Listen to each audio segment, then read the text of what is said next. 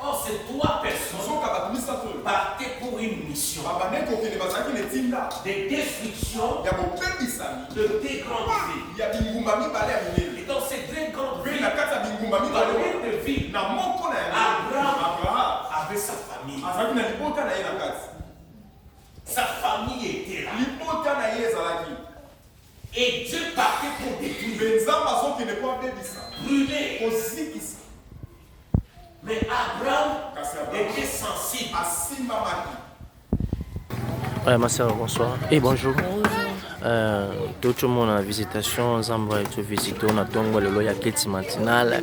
Tout le monde est mosakoli, alobi atuni batu, nani azana nyongo, mwenye sota pesi prix nae. Ou azana 200, ou azana 500, ou azana boui. Mais Zambe wana sali tonga tuni orobi azana nyongo a $100 yandako. Okoko bani na batu oki balandi bazolanda minute oki bamona ki Nzambe wana visitaka ndenge Nzambe visito na tongo lokolo bani. Tout d'abord, on appelle Nzambe merci.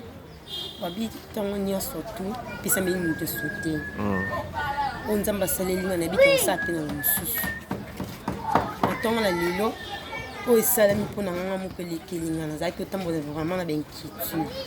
Mais Nzambe wana zongi son sal na ye.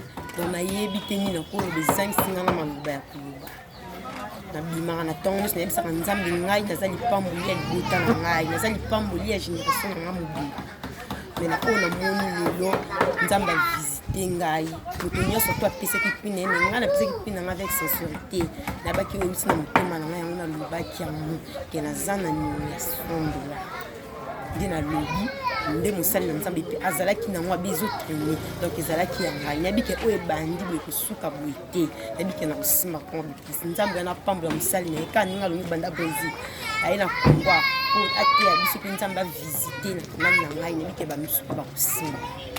Amen. $100 yango wapi yango monsieur ba eza ya lokuta te eza ya solo yango oyo nazwi yango na ntongo toza na nyongo ya loyer ya ndako mama nanga olala te Nzambe asaleli nga bolamu yango. Amen. Merci beaucoup ma sœur.